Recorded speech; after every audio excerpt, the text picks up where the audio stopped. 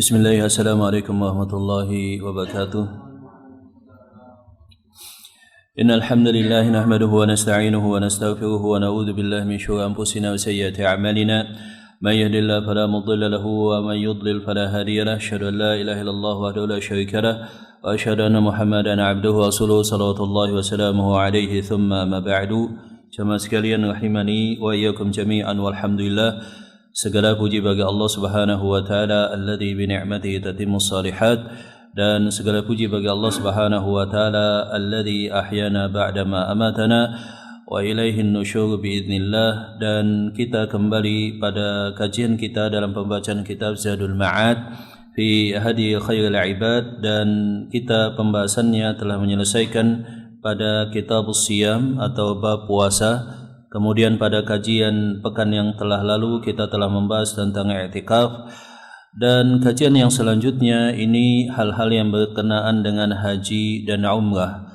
Hal-hal yang berkenaan dengan haji dan umrah.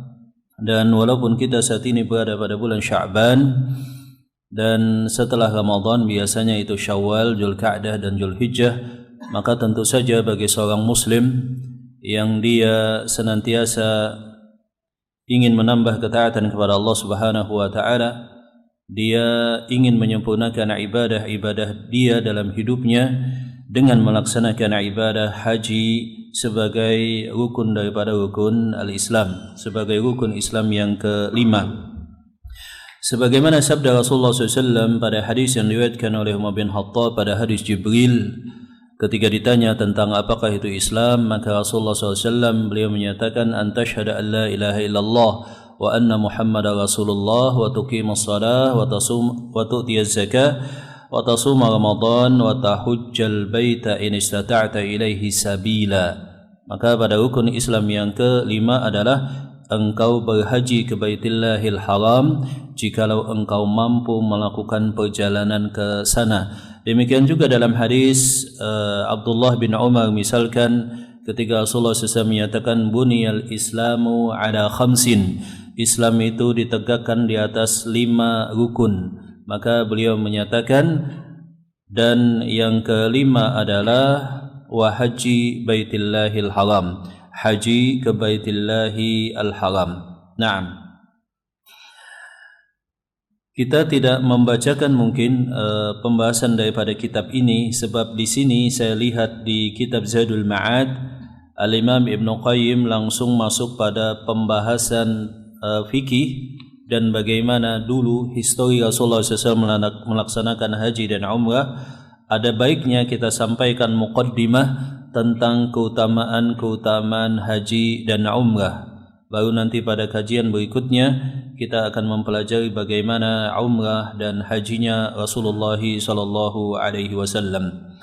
Secara umum jemaah rahmat Allah Subhanahu wa taala, Rasulullah SAW itu disebutkan oleh Al-Imam Ibnu Qayyim, demikian juga Imam Ahmad sebelumnya serta yang lainnya, bahwa beliau melaksanakan umrah sebanyak 4 kali kalau dihitung secara total, walaupun tidak demikian makna sesungguhnya.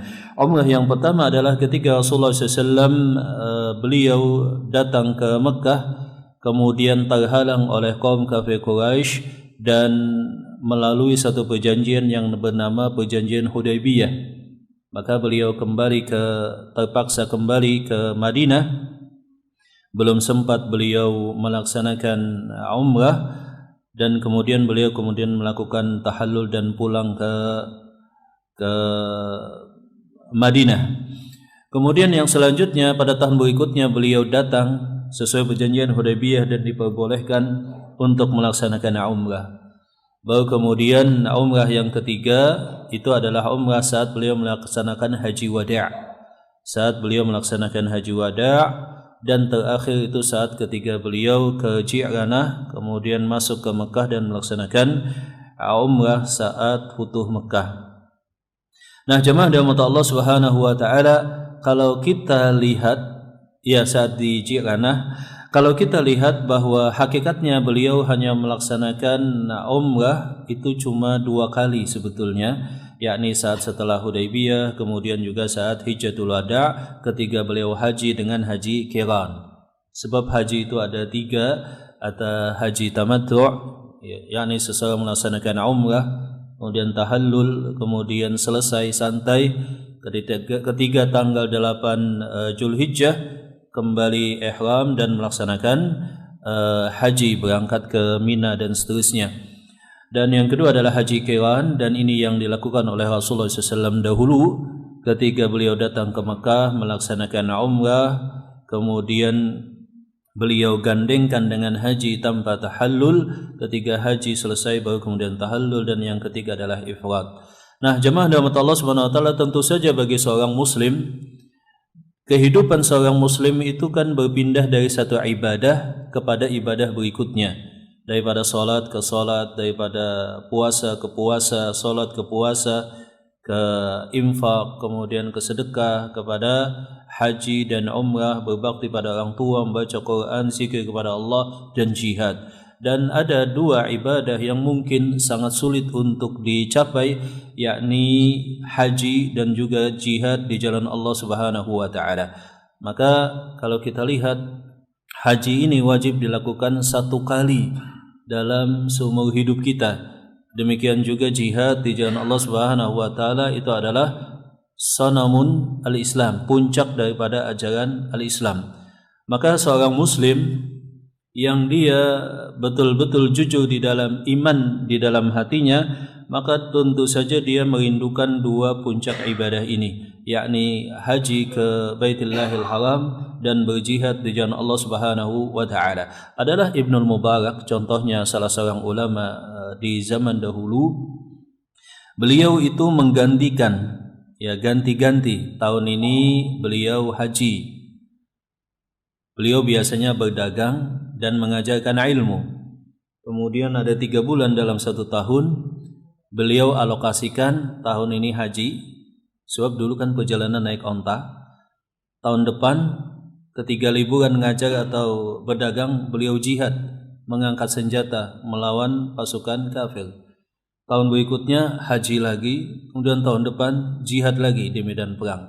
Itulah rutinitas yang dilakukan oleh Abdullah bin Mubarak, salah seorang ahli hadis dan juga salah seorang saudagar kaya di zaman dahulu. Nah, maka begitu banyak keutamaan daripada haji dan umrah, begitu banyak keutamaan daripada haji dan umrah, dan ini sebanding dengan pengorbanan yang dilakukan oleh seorang muslim.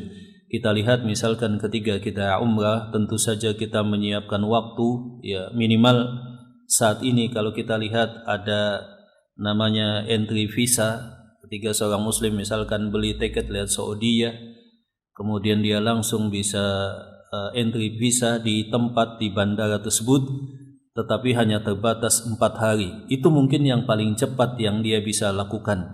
Artinya ada pengorbanan waktu, tenaga, dan juga biaya. Rata-rata minimal 2 minggu misalkan. Demikian juga biaya yang dihabiskan belasan bahkan puluhan juta, dan juga demikian haji. Itu pengorbanannya kita lihat sangat luar biasa. Sebagian orang harus menabung rupiah demi rupiah, tahunan, puluhan tahun, dan menunggu waktu yang lama. Kemudian dia dengan izin Allah bisa melaksanakan haji dengan puncak kepuasan batin dan kebahagiaan yang luar biasa. Maka pada hati seorang muslim, dia wajib berniat bahwa dia berniat untuk haji. Demikian juga laki-laki ditambah niat jikalau Allah Ta'ala mudahkan suatu saat untuk berjihad di jalan Allah Subhanahu wa Ta'ala. Naam, kita bacakan misalkan beberapa keutamaan haji dan umrah. Allah Ta'ala berfirman, وَأَذِّنْ فِي النَّاسِ بِالْحَجِّ يَأْتُوكَ رِجَالًا وَعَلَى كُلِّ ضَامِرٍ يَأْتِينَ مِنْ كُلِّ فَجٍّ عَمِيقٍ لِيَشْهَدُوا مَنَافِعَ لَهُمْ وَيَذْكُرُوا اسْمَ اللَّهِ فِي أَيَّامٍ مَّعْلُومَاتٍ عَلَى مَا رَزَقَهُم مِّن بَهِيمَةِ الْأَنْعَامِ. Pada suratul Hajj ayat 27 sampai 28. Dan umumkanlah wahai Muhammad kepada umatmu kaum muslimin untuk melaksanakan haji. Sebelumnya juga Nabi Ibrahim, beliau mengajak manusia untuk melaksanakan haji di Baitullahil Haram. Ya'tuka rijalan, akan datang kepada engkau laki-laki, wa ala kulli dhamirin yatika min kulli fajjin amik, dan manusia akan datang dari berbagai macam penjuru dunia yang pelosok, yang jauh. supaya mereka menyaksikan manfaat-manfaat bagi mereka dan supaya mereka berzikir kepada Allah Subhanahu wa taala. Naam. Kemudian Rasulullah SAW bersabda di dalam hadis yang diriwayatkan oleh Sahih Ibnu Huzaimah, "Innama ju'ila at-tawafu bil baiti wa baina Safa wal Marwah wa ramyil jimari wa iqamati dzikrillah." Sesungguhnya dijadikan tawaf di Baitul Haram, kemudian sa'i antara Safa dan Marwah, dan juga melempar jamrah di Mina, itu supaya menegakkan zikir kepada Allah Subhanahu wa taala. Makanya pada Dzulhijjah itu adalah liyadhkur smallah, supaya kalian banyak berzikir kepada Allah. Nah, zikir yang paling mulia di Dzulhijjah itu adalah tawaf, kemudian sa'i, dan melempar jamrah. Fal maqsudu min tasyri'il haji wal umrah ay yahduru manafi'a lahum. Jadi maksud daripada pensyaratan haji dan umrah salah satunya adalah supaya manusia menyaksikan banyak kebaikan. Jadi ketika kita haji, kita kan menyaksikan banyak kebaikan. Kita bisa salat di Masjid Nabawi, kita bisa salat di Masjidil Haram, kita bisa mengunjungi Mekah, Madinah, kemudian kita bisa mendatangi Mina, kemudian juga Arafah, kemudian tempat-tempat yang lainnya, Muzdalifah misalkan. Kita melihat berbagai macam kulit dan warna serta bahasa, dan saling berkenalan satu dengan yang lainnya, melakukan berbagai macam ibadah dalam semangat taat kepada Allah Subhanahu wa taala. Jadi kebaikan yang dimaksud adalah dia menyaksikan banyak kebaikan di Al-Haram, Mekah dan Madinah. Kemudian dia berzikir kepada Allah Subhanahu wa taala, melaksanakan berbagai macam ibadah di belahan bumi yang paling mulia, Maka biasanya kaum muslimin itu ingatannya terpaut, kerinduannya kepada Al-Haram, Mekah dan juga Madinah, Masjid Nabawi dan juga Masjidil Haram. Biasanya kalau orang yang tidak mengenal Allah Subhanahu wa taala, biasanya mungkin jalan-jalannya ke Eropa atau ke berbagai macam belahan dunia, tempat wisata yang dianggap indah. Ya, akan tetapi bagi seorang muslim, semua tempat wisata apapun di dunia itu terasa hampa, dan yang paling dia rindukan itu adalah Mekah dan Madinah tentu saja. Diriwayatkan oleh Al-Imam Ahmad dalam musnadnya dan Ibnu Majah berdasarkan hadis Jabir bin Abdullah, satu hal yang menjadi motivasi bagi kaum muslimin, salatun fil Masjidil Haram afdalu min mi'ati alfi salatin fi masiwa. Hadis diriwayatkan oleh Imam Ahmad dan Ibnu Majah. Salat yang dilakukan di Masjidil Haram itu lebih utama lebih daripada 100.000 kali salat selain daripada Masjidil Haram. Maka orang yang al-kayyis, orang yang cerdas adalah orang yang bisa, kalau dalam bisnis, orang yang cerdas itu adalah orang yang bisa melipat gandakan keuntungan dalam waktu yang singkat. Demikian juga ternyata dalam beragama, kita harus cerdas dalam beramal. Ada jenis-jenis amalan yang bisa melipat gandakan pahala dengan lipat ganda yang luar biasa, sehingga kalaupun usia kita pendek tapi sangat berkah, melebihi usia mereka yang panjang. Salah satunya adalah salat di Masjidil Haram. Kita bayangkan misalkan, atau kita hitung, apalagi pakai kalkulator misalkan, satu salat berapa kali tadi? 100.000, Masya Allah. Kalau kita tinggal 1 bulan di Masjidil Haram, ya kali saja jamaah, itu melewati usia puluhan bahkan ratusan tahun salat kalau kita bisa. Masya Allah. Wa fi sahihain, di dalam sahihain daripada Abu Hurairah radhiyallahu taala anhu, Rasulullah sallallahu alaihi wasallam bersabda tentang amal apakah yang paling utama. Maka Rasulullah SAW menyatakan al-imanu billahi wa rasulih. Amal yang paling utama adalah beriman kepada Allah dan Rasulnya dengan iman yang sesungguhnya. Qila thumma madza? Setelah itu apa wahai Rasul? Kata Rasulullah SAW, al-jihadu fi sabilillah, jihad di jalan Allah Subhanahu wa taala. Tentu saja adalah jihad yang syar'i. Jihad yang syar'i di medan jihad melawan orang kafir dan atau jikalau ulul amri memerintahkan. Qila thumma madza? Kemudian setelah itu apa? Hajjum mabrur, kata Rasulullah SAW. Itu adalah haji yang diterima oleh Allah Subhanahu wa taala. Maka ini adalah puncak daripada ibadah. Diriwayatkan oleh Imam Al-Bukhari daripada Aisyah radhiyallahu taala anha, dia berkata, aku bertanya kepada Rasulullah SAW, naral jihada afdalal amali afala nujahid. Kata Aisyah, kami para wanita juga tidak ingin kalah dengan laki-laki. Kami memandang begitu banyak keutamaan jihad. Keutamaan jihad itu kan luar biasa. Tidaklah seorang mujahid wafat kecuali pasti akan dijamin masuk surga. Kemudian dia tidak dimandikan dan juga tidak wajib untuk dikafankan dan disolatkan. Kemudian dia juga akan diberikan jaminan masuk surga bersama 40 keluarganya, bersama 70 bidadari, dan luar biasa. Kami melihat jihad itu sangat luar biasa, kata Aisyah. Maka kemudian Rasulullah SAW menyatakan ada jihad bagi para wanita. Man hajja falam yarfuth walam yabsuq raja'a ka yaumi waladathu ummuh. Barang siapa yang dia berhaji, dia tidak melakukan rafath dan juga tidak melakukan dosa, maka dia pasti akan kembali bersih dari dosa seperti keadaan bayi yang baru dilahirkan oleh ibunya. Maksudnya semua dosanya akan dihapuskan. Jadi yang menjadi biasanya obsesi keinginan orang yang haji, dia membayangkan kalau dia haji ya, dengan harta yang halal, ketika haji dia laksanakan sesuai syarat Islam, manasiknya sesuai dengan tuntunan Rasulullah sallallahu alaihi wasallam, tidak ditambahi dengan bid'ah, dia ikhlas dalam hajinya, tidak kena ingin dipuji atau dunia, maka dia akan mendapatkan keutamaan seperti bayi yang baru dilahirkan oleh ibunya. Ya, ini keutamaan yang luar biasa. Sangat sedikit hadis yang menceritakan amal akan diampunkan dosa seperti bayi yang baru dilahirkan dari ibunya, apalagi jikalau hadis Bukhari dan Muslim. Naam. Demikian juga di dalam hadis riwayat Bukhari dan Muslim, Rasulullah SAW bersabda, al-umratu ila al-umrah, umrah yang satu ke umrah berikutnya. Makanya ada sebagian orang itu kalau ada kemudahan sering umrah. Apalagi saat ini kan visa umrah di zaman dulu itu maksimal hanya 1 bulan.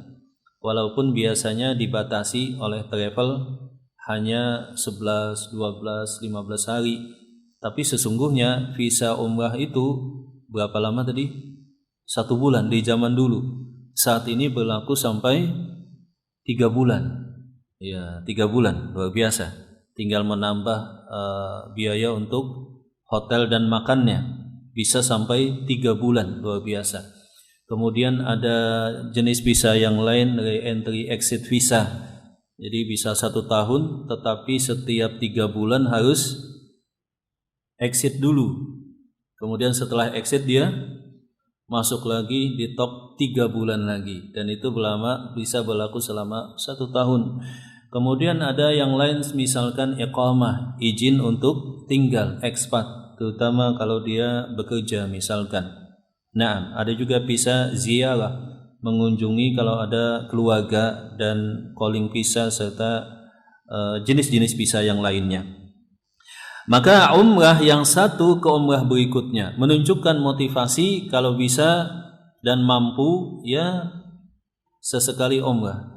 Bahkan ada beberapa orang mungkin dia mendapatkan kelapangan rezeki tiap bulan umrah, Masya Allah ya kan, tiap bulan. Ya, 1 minggu umrah, balik lagi ke Indonesia, seperti itu. Itu di luar pembahasan mana yang lebih prioritas. Tetapi mungkin dia mendapatkan kelapangan rezeki sehingga tiap bulan, Masya Allah, umrah. Nah, Umrah yang satu ke umrah berikutnya, wal hajjul mabrur laisa lahu jazaa'un ilal jannah. Dan haji yang mabrur tidaklah ada balasannya melainkan surga Allah Subhanahu wa taala. Kemudian hadis yang berikutnya daripada Aisyah radhiyallahu taala anha, Rasulullah SAW menyatakan, ma min yaumin aktsaru min ay ya'tiqallahu fihi 'abdan minan nari mi yaumi Arafata. Hari yang paling utama adalah hari Arafah, kata Rasulullah SAW dalam hadis yang diriwayatkan oleh Imam Muslim. Dan tidak ada satu hari Allah Ta'ala memerdekakan hamba yang diazab di neraka Allah Subhanahu wa Ta'ala melebihi pada hari Arafah. Dan Allah Ta'ala mendekat kepada mereka yang sedang wukuf di Arafah dan membanggakan kepada para malaikat. Allah Ta'ala berfirman, apa yang mereka inginkan wahai malaikat Jibril, aku akan penuhi, dan kemudian dosa mereka diampunkan.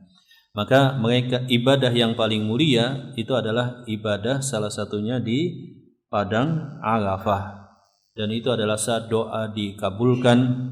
Kemudian puncak hari yang paling utama dalam satu tahun, yakni pada hari Arafah.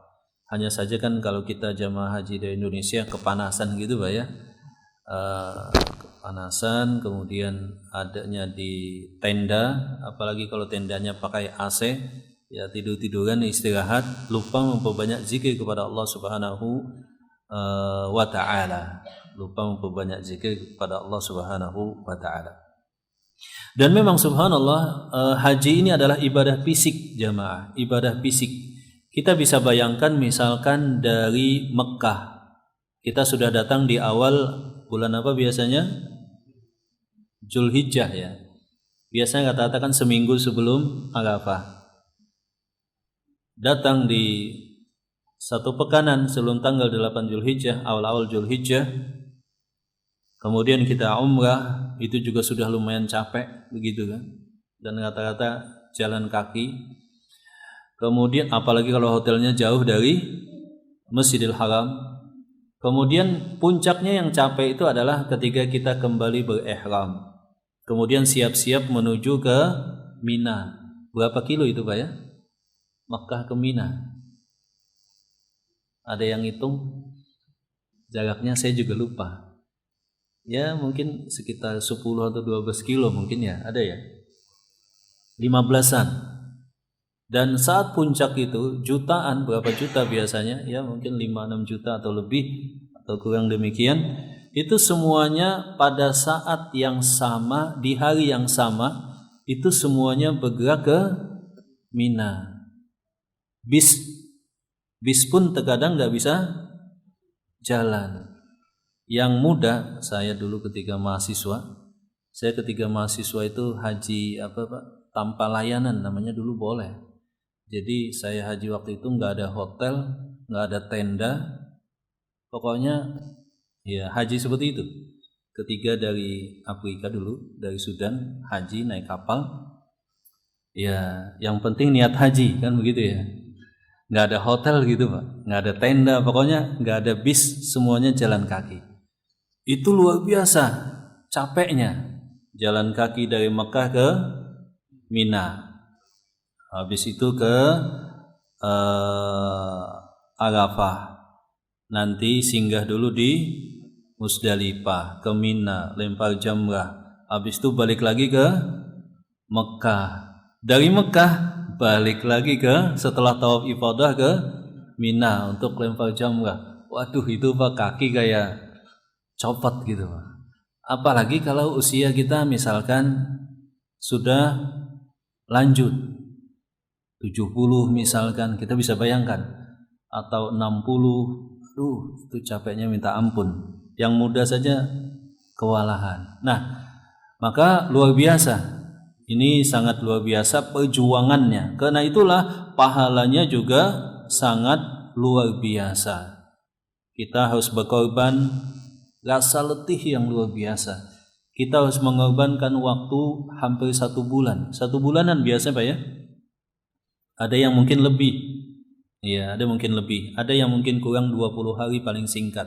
Demikian juga biaya. Kalau haji biasa saat ini berapa jamaah? Reguler biasa? Ada yang tahu? 60-an lah mungkin ya. Walaupun real harga kata Depak itu sebetulnya menghabiskan 90-an. Berarti kan ada subsidi mungkin ya. Kalau haji plus katakanlah hampir 200-an misalkan. Haji Furada juga beda lagi. Nah, itu kan pengorbanan yang sangat luar biasa. Itu pengorbanan yang sangat luar biasa. Dan karena itulah pahalanya sangat luar biasa daripada Allah Subhanahu wa taala. Kemudian juga dalam hadis Abdullah bin Abbas ada motivasi khusus untuk umrah di bulan Ramadan. Walaupun Rasulullah memang tidak pernah umrah di bulan Ramadan. Umrahnya Rasulullah SAW itu di bulan Zulqa'dah.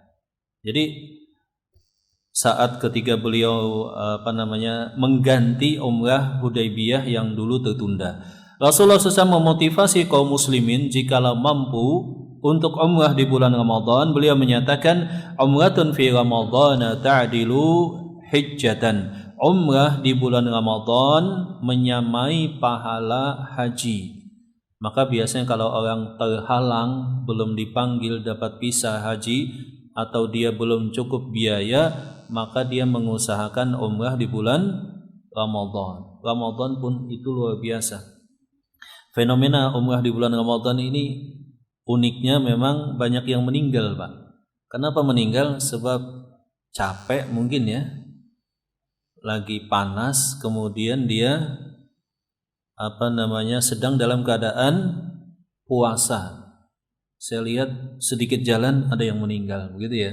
Jutaan manusia, mungkin 5 juta atau lebih seperti jumlah haji, sesak, banyak yang memaksakan puasa, semangat ibadah, jos, ya, tidak diperhatikan kondisi dan asupan gizi atau minum, sehingga banyak yang saya lihat di mana-mana ada yang meninggal. Kadang-kadang tahu-tahu di samping ada yang jatuh, demikian.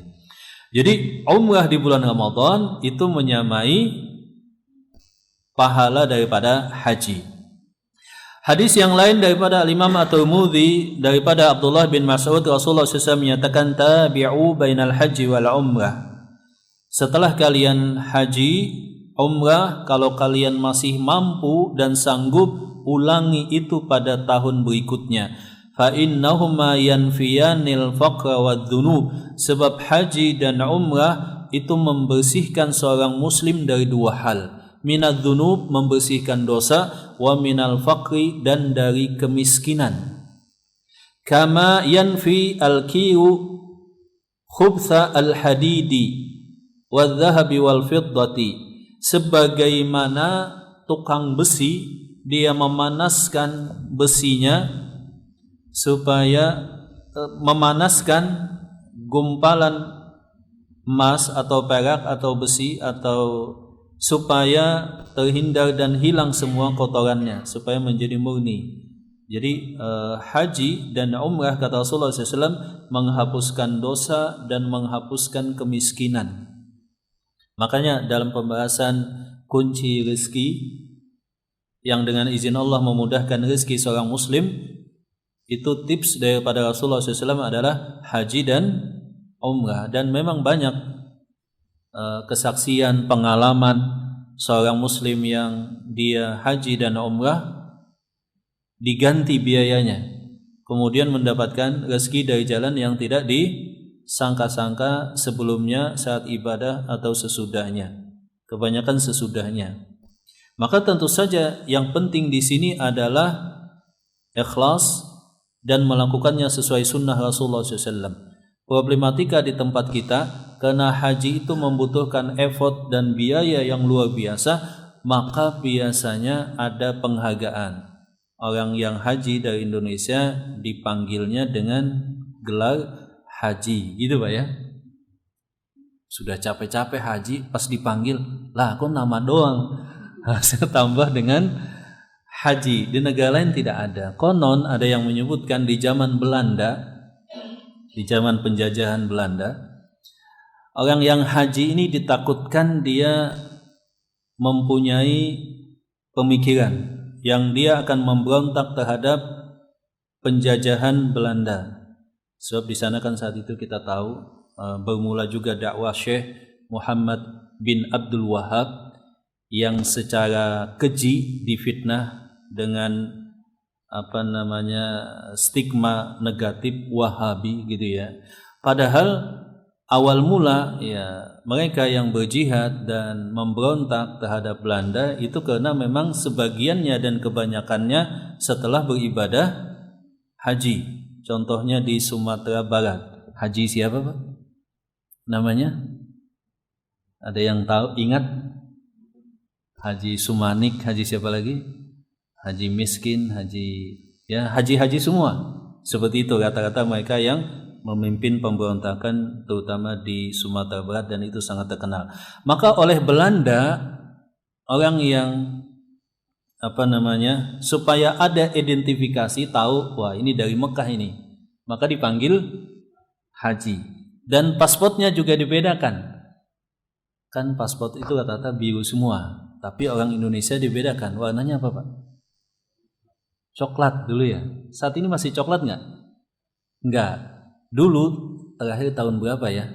Kalau kita haji itu dibedakan. Saya lihatlah, kok negara lain sama semua. Hanya Indonesia paspornya yang warna coklat.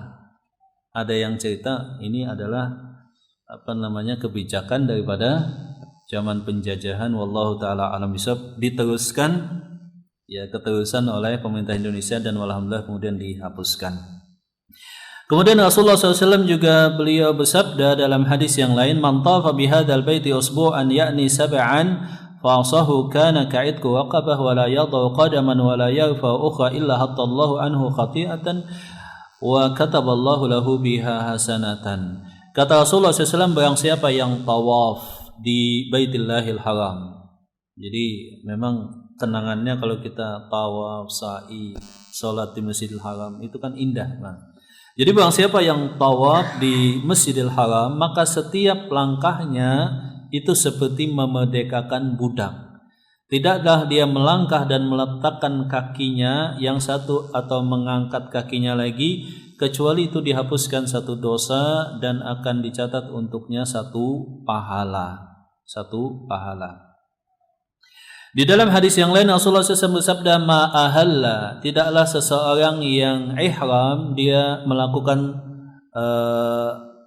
tahlil atau talbiyah, Allahumma labbaik Allahumma labbaik, wala kabbara, tidak juga bertakbir, illa busyra bil jannah, kecuali akan ada malaikat yang menyatakan bergembiralah dengan janji surga daripada Allah Subhanahu wa taala.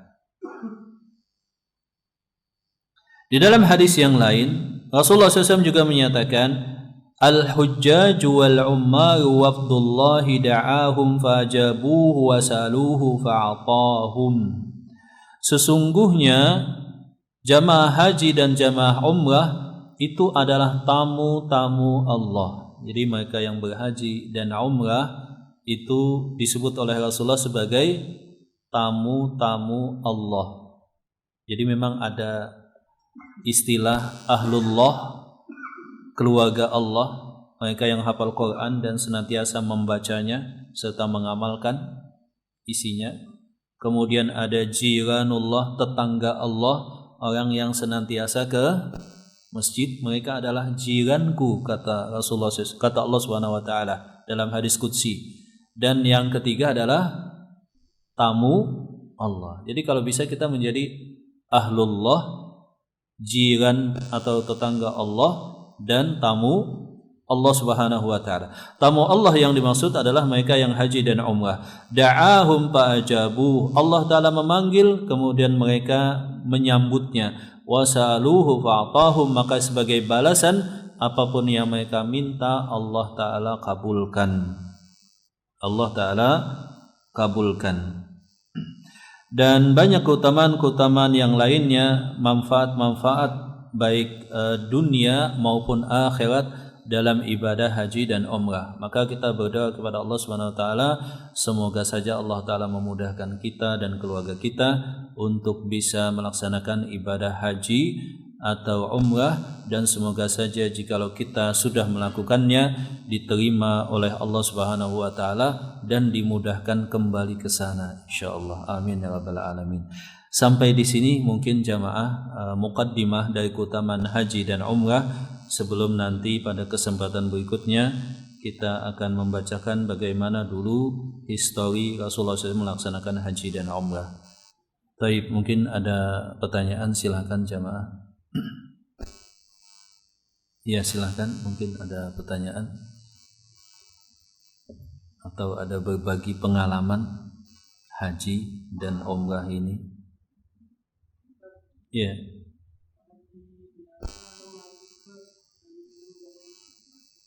Haji apa tadi? Haji biasa, haji furada.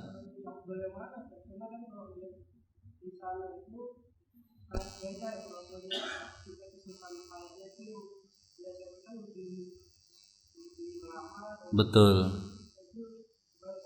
Iya, yang pertama dari sudut visa. Visa itu macam-macam memang. Yang pertama ada visa haji resmi. Visa haji resmi kalau di negara kita biasanya haji reguler biasa dan haji plus. Itu yang memang diakui oleh pemerintah Saudi dan oleh pemerintah Indonesia legal dan resmi. Seperti itu.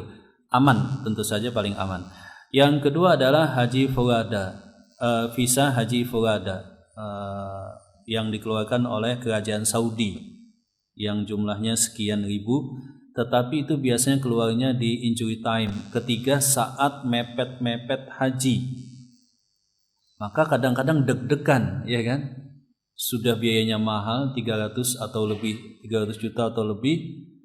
Kemudian deg-degan nunggu pengumuman apakah namanya dapat visa furada atau tidak.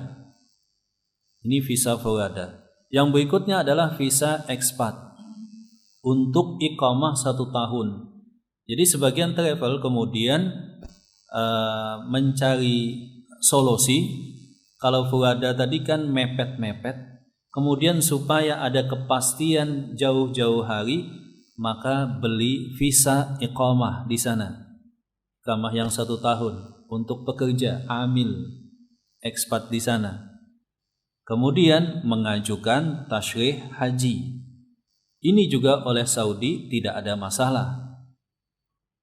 Tidak tahu bagaimana menurut sudut pandang Depak, gitu maksudnya. Sudut pandang, kan ada 2 sudut pandang ya, pemerintah Saudi dan pemerintah Indonesia. Pemerintah Indonesia ini kan ketat juga. Yang haji mandiri, yang umrah mandiri juga, wah ini kayaknya harus ditertibkan. Sebab ada potensi nanti kasihan terlantar. Dari sudut jamaahnya tidak demikian sudut pandangnya. Ini lebih memudahkan kalau hafal, bisa pesan visa sendiri, tiket sendiri, hotel sendiri. Kenapa harus lewat travel? Toh bisa menekan harga lebih murah. Tapi menurut sudut pandang Depak beda lagi. Wah ini nanti gimana gitu ya. Intinya begitulah. Nah visa yang berikutnya visa furada, visa ekspat. Visa ekspat ini mungkin ada resistensi juga dari Depak. Tetapi dari Saudi sebetulnya tidak masalah. Hanya ada satu titik kritis memang. Tadi kan izin tinggal 1 tahun untuk bekerja di Saudi.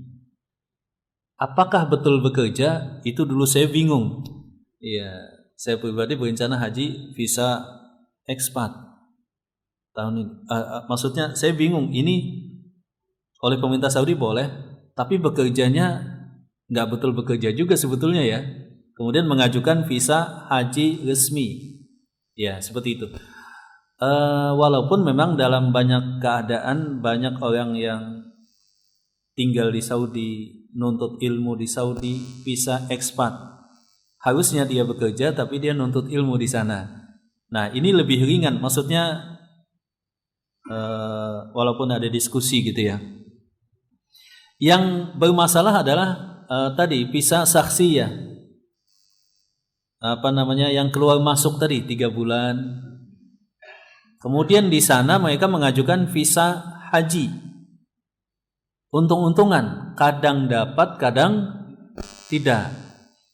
Kalau enggak dapat, sudah deh sekalian, sudah terkadung terlanjur masuk. Kalau ditanya askar nanti diam-diam, atau kalau bisa kita cari rute perjalanan yang habis itu sembunyi di hotel atau bagaimana, yang penting nggak ketahuan. Nah, yang seperti ini sangat riskan dan ya dihindari.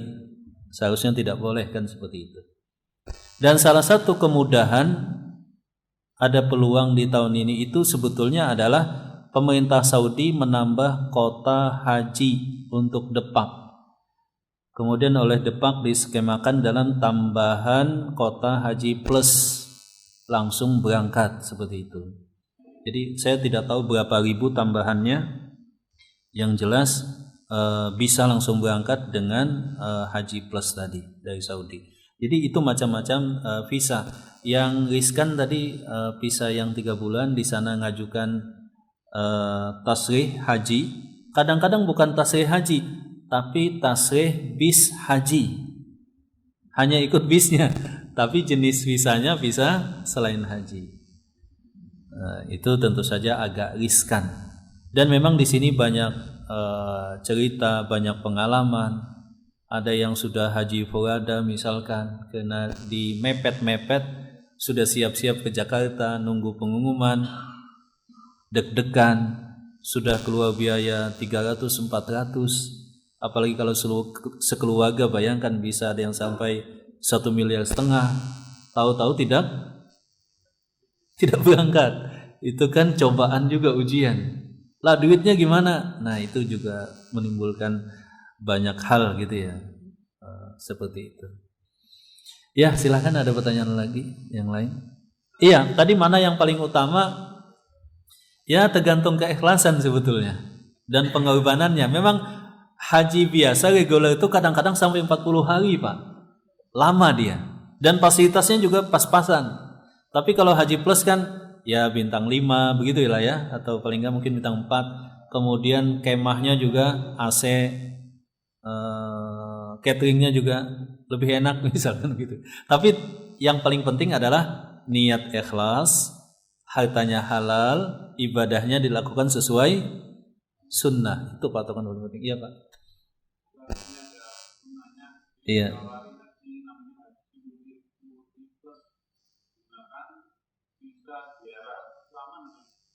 Bisa ziarah. Sebagian ustadz ketika ditanya tidak merekomendasikan, sebab itu kan mengajukan juga visanya bisa apa tadi, Pak? Ziarah. Kemudian di sana mengajukan izin haji, dan itu memang ada risiko juga. Artinya pertama dari Depak itu dianggap gitulah ya, tidak sesuai. Kemudian di Saudi juga ada riskan kalau nggak dapat. Yang lebih aman kalaupun tadi ziarah ekspat, kemudian yang kedua furada, itu yang lebih aman. Walaupun tadi masing-masing ada plus minusnya kan begitu ya. Seperti itu. Sebab kan sebagian ustadz mungkin membahasnya dari sudut ketaatan kepada ulil amri misalkan. Ini bukan visa haji, ini visa ziarah begitu. Atau pas sudah di sana ngajukan untung-untungan. Kadang bisa, kadang enggak. Tapi memang kelebihannya biayanya lebih murah. Katakanlah 100 juta atau 130 atau 150 paling tinggi. Kemudian kalau visa ekspat itu 160-an sampai 200-an, visa furada, haji furada beserta seluruh layanannya sekitar 300-an, haji plus percepatan juga kurang lebih sekian atau sekian, rentang gambaran itunya, biayanya. Ya, taib, ada yang lain silakan jemaah. Ya, Pak.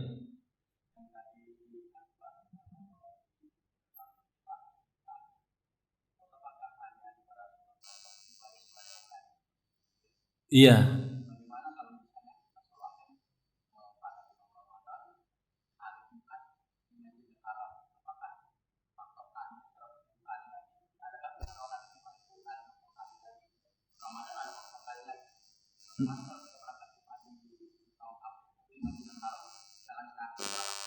Masya Allah.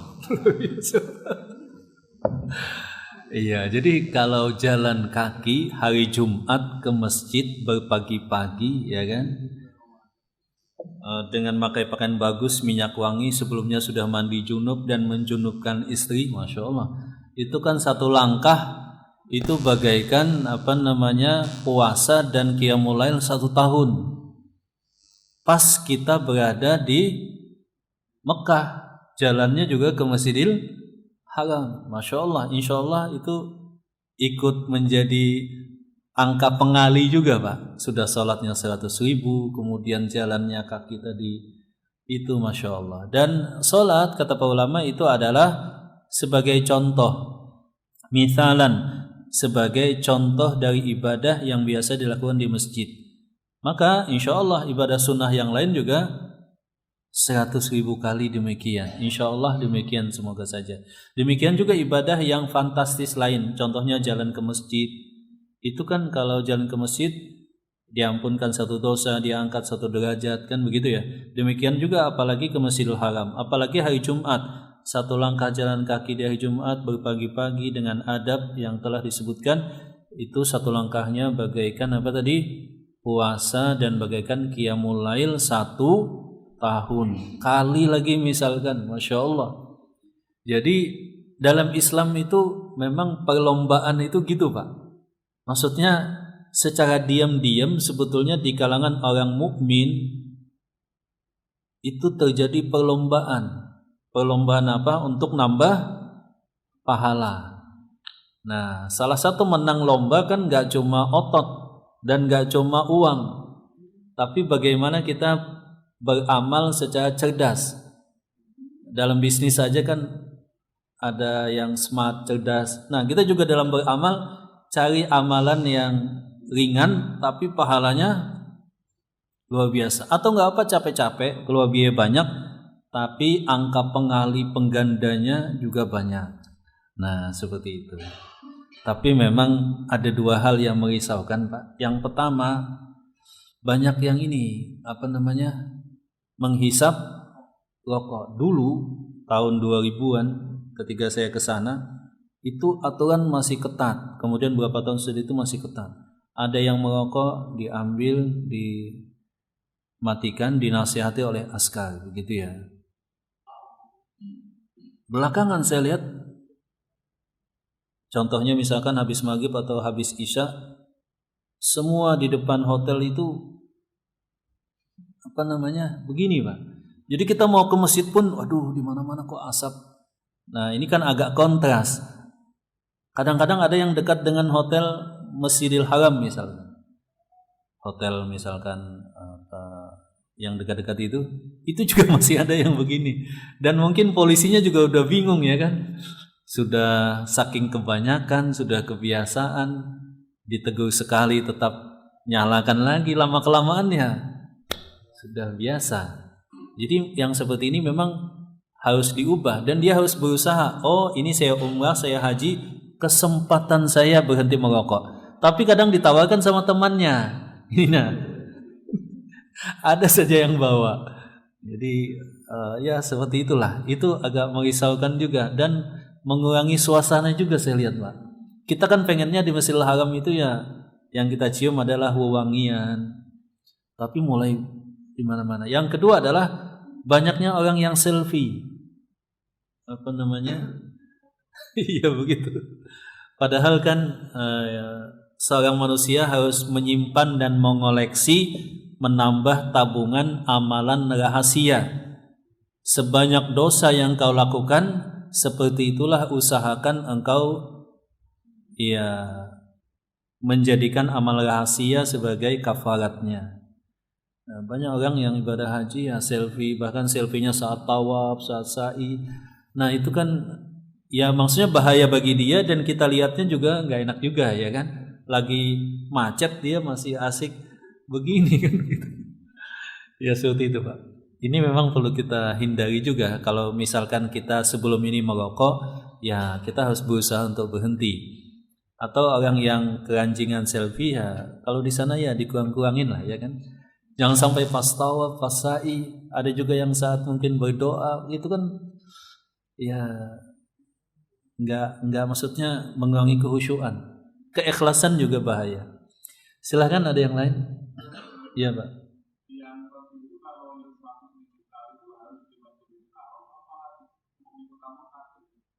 Di Masjidil Haram, Pak. Yang jelas di Mekah juga mempunyai keutamaan.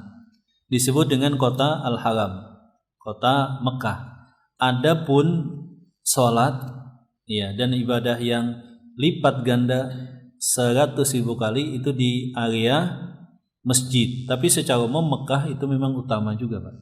Makanya binatangnya tidak boleh dibunuh. Iya.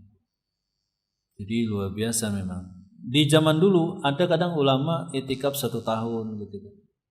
Bahkan kemarin saya dengar di berita ada seorang yang usianya 80 tahun, dia sudah itikaf di Masjidil Haram.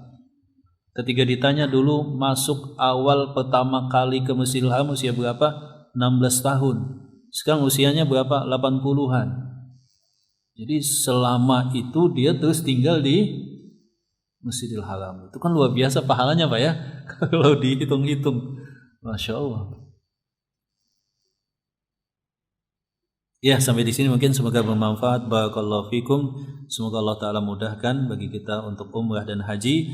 Dan juga kalau ada umrah dan haji yang sudah kita lakukan sebelumnya, semoga diterima oleh Allah Subhanahu Wa Ta'ala dan berbuah pahala, keridhaan dan juga jannahnya. Barakallahu fikum. Subhanakallahumma rabbana wa bihamdika asyhadu an la ilaha illa anta astaghfiruka wa atubu ilaik. Wa akhiru da'wana alhamdulillahi rabbil alamin. Assalamualaikum warahmatullahi wabarakatuh.